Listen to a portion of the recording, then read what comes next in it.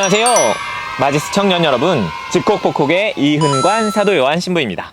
안녕하세요. 정다운 안젤라입니다. 오늘은 우리 오랜만에 네, 야외 촬영을 왔는데요. 여기 어디죠? 여기가 네. 정릉입니다. 영원한 도움의 성모 수녀회 본원 앞에 마당에 저희가 이렇게 자리를 펴고 앉아 있습니다. 그러면 우리 수녀님 소개 먼저 듣도록 그럴까요? 할까요? 누구신지요?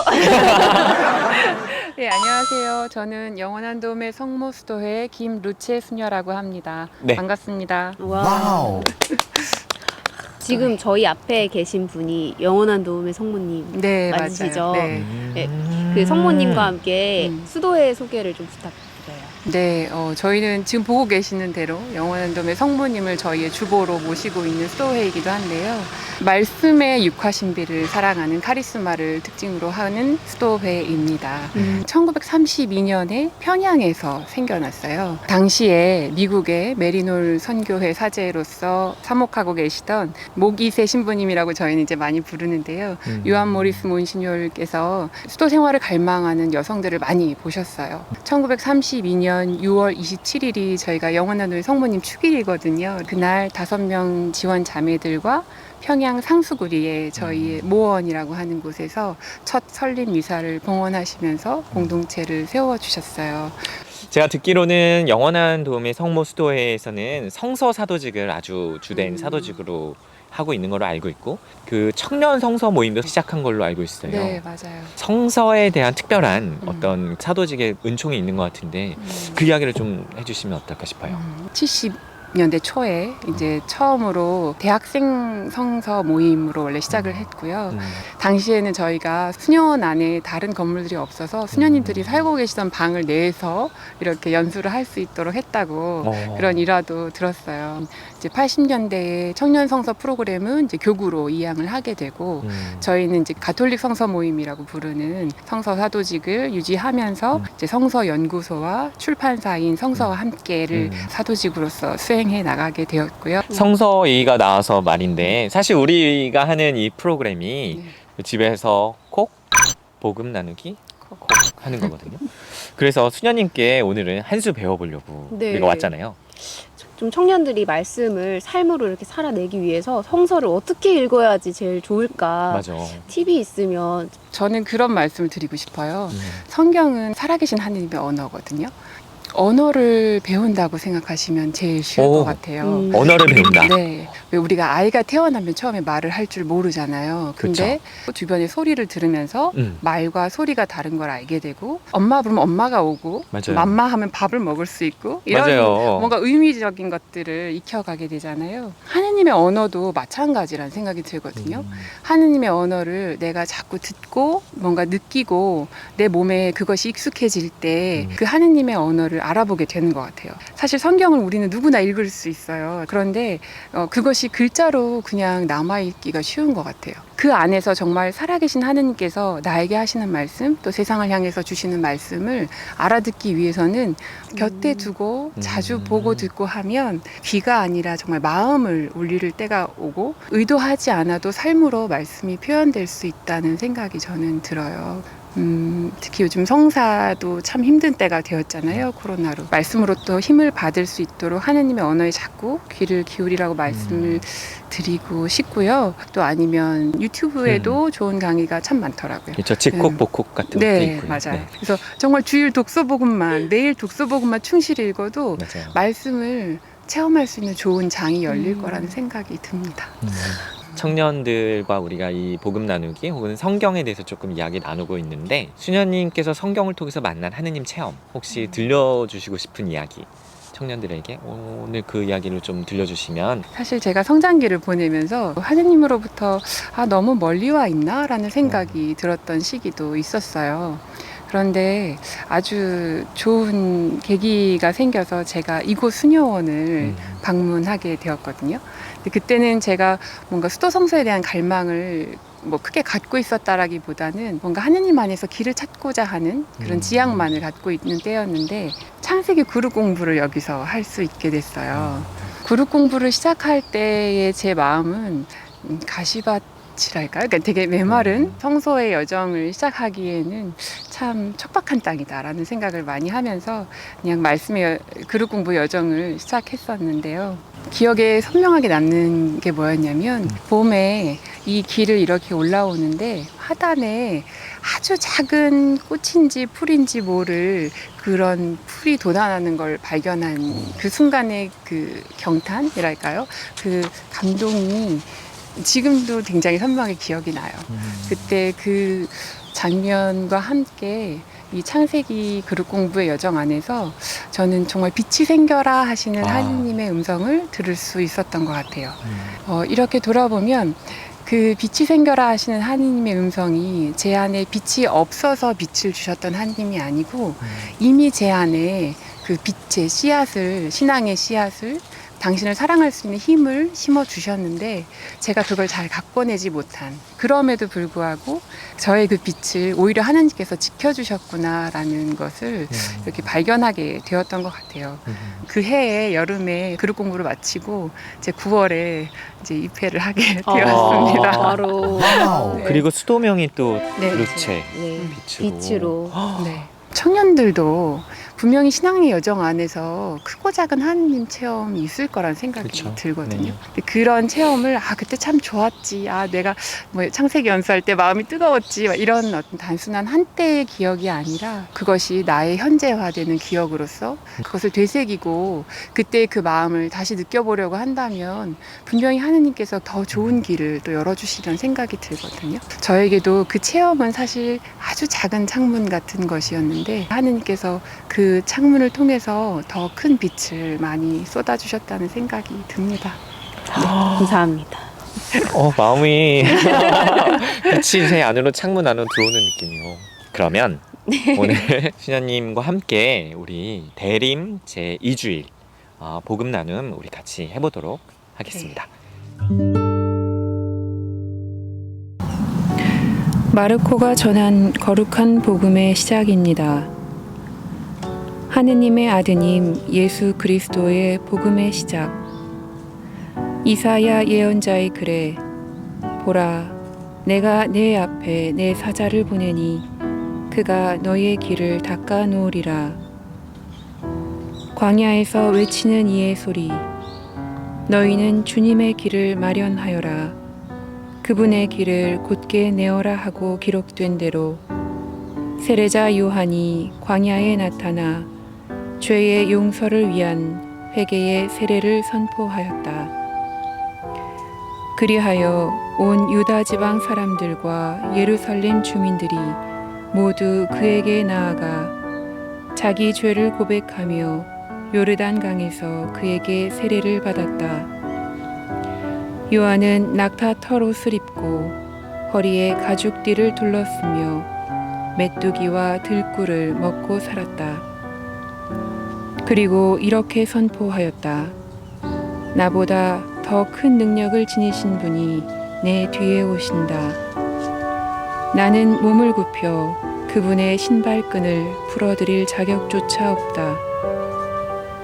나는 너희에게 물로 세례를 주었지만 그분께서는 너희에게 성령으로 세례를 주실 것이다. 주님의 말씀입니다. 그리스도님 참여합니다. 저는 하느님의 아드님 예수 그리스도의 복음의 시작인데 네, 예수님이 등장하지 않으시더라고요. 맞아요. 그래서 그냥 그 장면을 한번 이렇게 바라봤어요. 거기 누가 있나. 이미 구약의 예언자가 예언한 바로 그 세례자 요한이 광야에서 낙타 털옷을 입고 가죽띠를 허리에 메고 메뚜기와 들꿀을 먹으면서 사는 사람으로 그 광야에 등장했어요. 그리고 그분이 외치기를 죄의 용서를 위한 회개의 세례를 이렇게 선포하셨는데, 그런데 그 다음에 온 유다 지방과 예루살렘의 모든 주민들이 나와서 세례를 받거든요. 네. 근데 저는 그 사람들이 이 세례자 요한에게 찾아와서 막 질문을 하는 것 같았어요. 당신이 메시아냐? 아니면 우리는 언제 구원을 받을 수 있냐? 이런 질문들을 막 던졌을 것 같고, 그래서 세례자 요한이 내 뒤에 오실 분이시다. 그리고 나는 그분의 신발끈을 풀어드릴 자격조차 없다. 이런 말씀을 하셨을 것 같아요.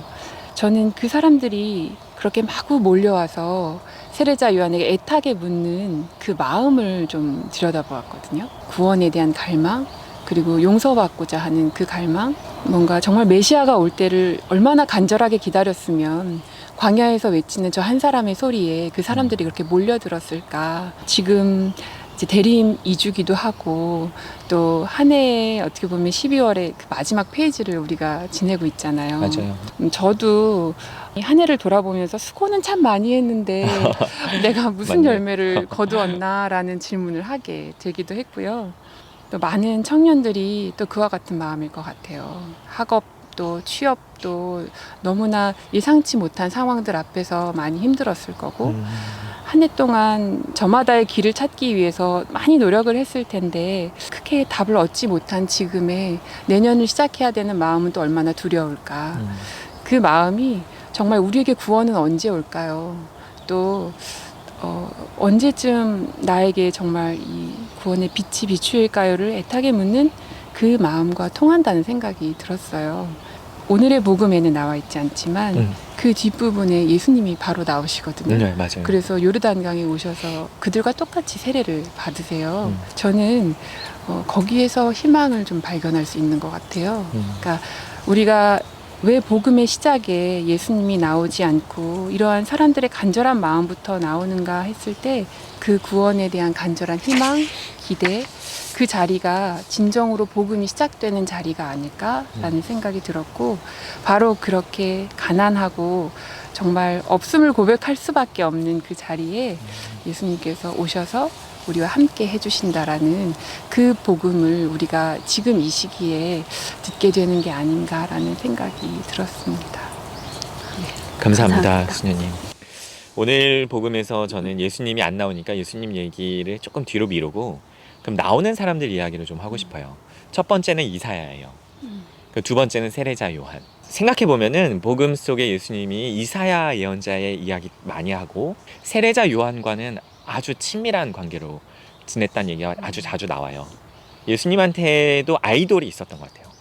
한 명은 예전에 오래된 슈퍼스타였던 이사야고, 최근의 아이돌은 자기보다 한 살 정도 많은 세례자 요한인 거죠. 예수님이 친구도 많고 그랬을 테지만 좀 외롭고 좀 힘을 얻고 싶었을 때 이사야서를 자주 읽으셨을 것 같고, 그러면서 힘을 좀 얻었겠다. 그걸 제자들이 기억한 것 같아요. 그래서 마르코 복음의 시작을 이사야의 이야기로 시작하는 거죠. 그리고 세례자 요한이 그 다음에 나오잖아요. 이것도 역시 제자들이 기억했을 거예요. 예수님이 얼마나 세례자 요한을 좋은 친구, 모델, 동반자로 생각했는지. 저는 오늘 복음 읽으면서 예수님이 등장하지 않지만 예수님이 힘을 얻었던 친구, 모델, 아이돌, BTS 그런 느낌으로 이사야랑 세례자 요한이 조금 달리 보여요. 이상입니다. 감사합니다. 저는 네. 마르코 복음 시작에 요한이 광야에 나타났다라고 하는데, 저에게 광야의 이미지는 정말 황량하고 아무도 없고 너무 넓어서 막막한, 내가 이 넓은 광야의 점 같은 아주 무력한 존재로 아주 막막한 마음으로 뭘 할 수 있을까, 마음에서 사실 힘이 별로 나지 않는 그 광야 너무 넓은 곳에서 어떠한 안정감이나 뭔가 그런 걸 느끼지 못하는 마음에서 내가 어떻게 하느님께 기도드릴 수 있을까, 이런 마음이 드는 자리거든요.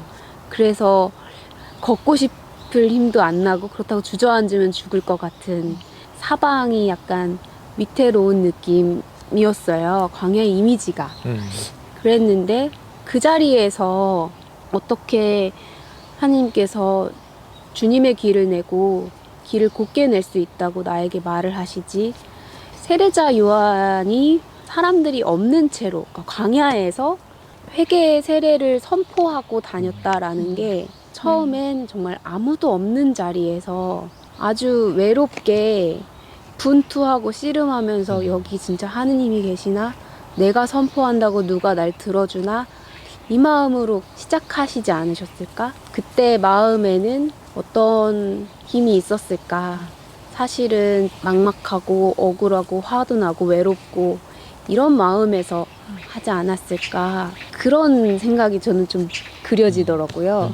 그리하여 사람들이 그에게 다가가 죄를 고백했다라고 하잖아요. 내가 정말 기도할 수 없고 아무것도 할 수 없다라고 느낄 때 그 어려운 마음들이 사실은 뭔가 하느님을 위해 하고 싶고 더 기도하고 그 하느님의 길을 내고 싶은 갈망으로 하느님께서 심어주신 것을 그냥 했던 어떤 이가 아 진짜 하느님께서 사람들을 나에게 보내주셨구나 그걸 느꼈을 때 얼마나 기뻤을까. 세례자 요한의 마음에서 느껴지는 이 변화가 얼마나 위대하고 또 두렵기도 하고 그런 큰 것이었을까 이렇게 그려지는 복음인 것 같아서 저에게 많은 위로도 되기도 하고 좀 힘을 내라는 이런 메시지로도 느껴지는 그런 복음인 것 같아요. 이상입니다. 고맙습니다. 네, 오늘 영원한 도움의 성모수도회 정릉 본원에서 우리 루체 수녀님과 함께 집콕복콕 복음 나누기 해보았는데요. 수녀님 뭔가 우리에게 소개해주고 싶으신 게 있다 하셔서 어떤 것일까요? 먼저 한 가지 나누고 싶은 것은요. 저는 그림을 뭐 배운 적은 없지만 제가 가끔 그냥 제 마음을 담아서 좀 그림을 그리기도 해요. 근데 이건 제가 지난 올해 부활 때 묵상했던 그림이거든요. 근데 저희가 청년들하고 이 그림을 나누고 싶어서 네. 다시 들고 나왔습니다. 뭐냐면 좀 부끄럽지만 손이에요. 문을 걸어 잠그고 있는 제자들에게 이렇게 나타나셔서 평화가 너희와 함께라고 말씀하시는 그 예수님의 손인데요. 제가 그냥 이 시기를 보내고 있는 모든 청년들에게 그 예수님의 평화가 함께 하기를 바라는 마음에서 그리고 바로 이 예수님의 손이 또 이제 곧 우리가 맞이할 성탄을 통해서 또 이렇게 작고 약한 손으로 우리에게 또 오실 거니까요. 또 그 시간을 기쁘게 기다리자는 마음에서 이 그림을 나누고 싶었습니다.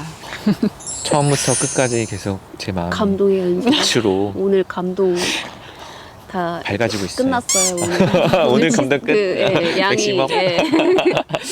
자, 그러면 여러분 다음 주에 우리 또 만나요. 자, 갑니다. 왼쪽 먼저 구독 콕, 좋아요 콕. 안녕.